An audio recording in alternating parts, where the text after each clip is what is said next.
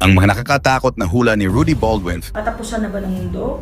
Merong mga himala, merong sakit, maraming milagro. Dagpa niya, magiging kulay apoy ang langit na nagbabadya ng aksidenteng tatatak hindi lamang sa Pilipinas kundi sa buong mundo. Ayon sa hula, 3 aksidente sa Himpapawid ang magaganap. Nagbigay siya ng 7 nakakagimbal na hula na nagbigay ng babala sa mga Pilipino. Ano nga ba ang dapat nating bantayan? Dapat na nga ba tayong matakot sa darating na taon? Narito ang 7 hula ni Rudy Baldwin para sa darating na 2025. Yan ang ating aalamin.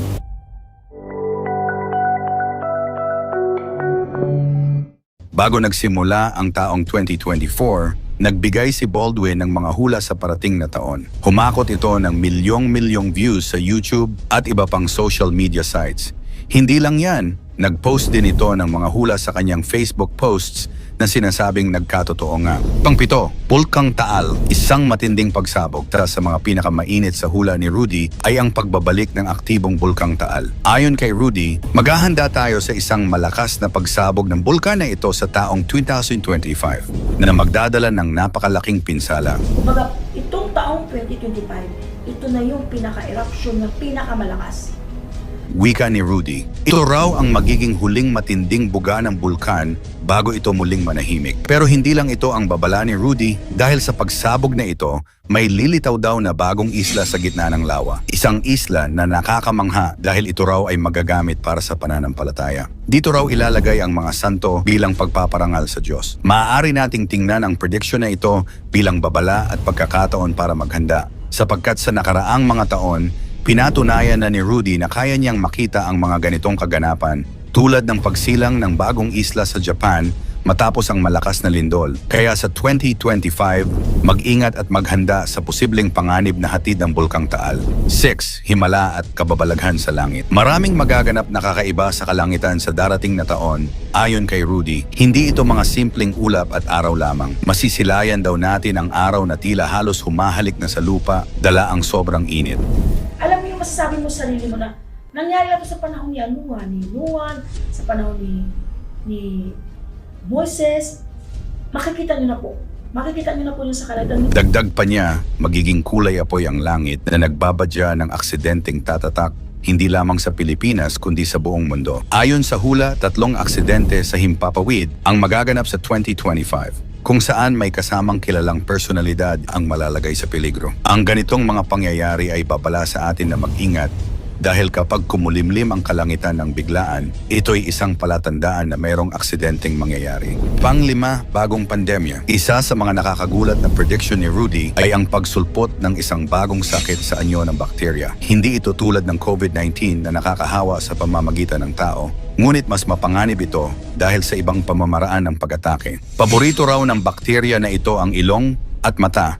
At kapag nakapasok sa katawan, tutubo ang mga butlig na kasing laki ng piso na nagiging kulay itim o berde ang dugo kapag pumutok. Bagaman hindi ito direktang nakakahawa, dapat pa ring mag-ingat, lalo na ang mga taong may sakit sa puso o dugo. Ang positibong balita rito, ayon kay Rudy, ay may gamot para dito, ngunit kailangan ng patuloy na gamutan dahil mabilis kumalat ang bakterya sa katawan. Huwag magpakampante at patuloy na magbantay sapagkat ang kalusugan ay hindi dapat ipinagsasawalang bahala. Pang-4, taon ng pagdadalamhati sa mga tagahanga at personalidad. Ayon pa kay Rudy, 2025 ay isang taon na puno ng pagdadalamhati, lalo na para sa mga tagahanga ng mga sikat na personalidad. Sa taong ito, may ilang kilalang tao ang masasawi dahil sa aksidente, depresyon at sakit. Ilan dito ay mga veterano na tila hindi kinaya ang bigat ng buhay at nagdesisyon na wakasan na ang kanilang buhay. Nakakalungkot isipin na sa harap ng kamera, tila masaya ang kanilang ngiti, ngunit sa likod nito ay nagtatago ang kanilang hinanakit. Tinatayang tataas ang mga kaso ng depression at stress, hindi lamang sa mga artista, kundi pati na rin sa mga karaniwang tao. Lalo na sa mga OFW na mag-isa sa ibang bansa, may mga OFW pa na tila walang awa na biktima ng krimen gaya ng pagsunog ng buhay. Isang napakasaklap na senaryo na binigyang diin ni Rudy sa kanyang hula.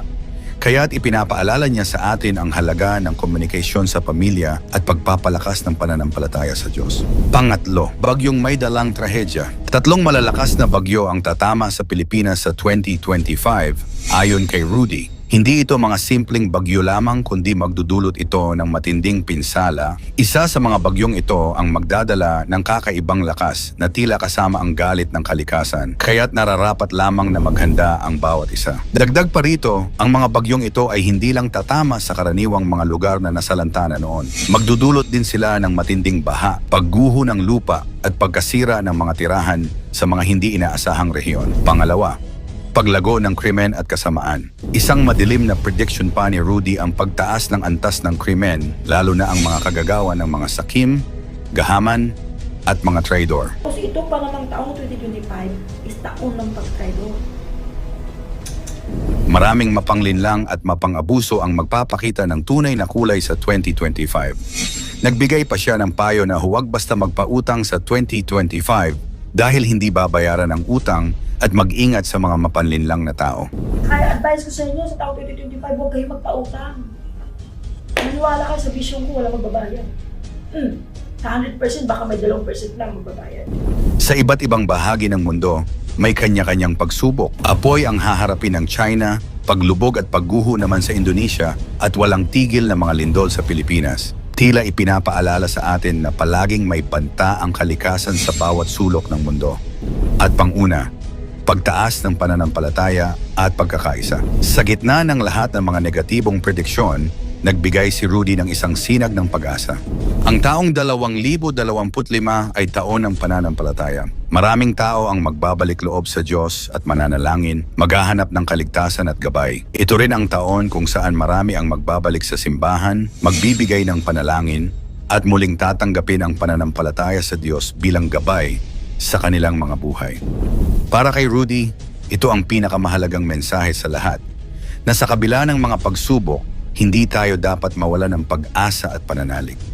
Maraming milagro raw ang magaganap sa kalangitan na magtutulak sa mga tao na magbalik loob at muling magtiwala sa kapangyarihan ng Diyos. Ayon sa kanyang bisyon, ito ang panahon kung kailan ang dasal at pananampalataya ang magiging sandigan ng marami sa harap ng mga darating na hamon.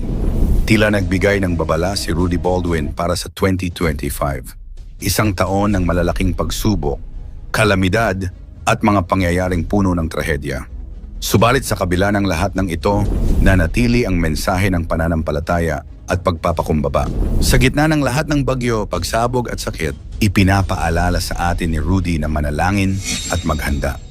Mangyari man o hindi ang mga hula ng tao sa mundo, katulad ng pangitain umano ni Rudy Baldwin, isa lang ang dapat nating paniwalaan at kilalanin. Ito ang kataas-taasang Diyos. Ano ang iyong palagay sa bagong hula ni Rudy Baldwin? Ikomento mo naman ito sa ibaba. Huwag kalimutang mag-like and share. Maraming salamat at God bless.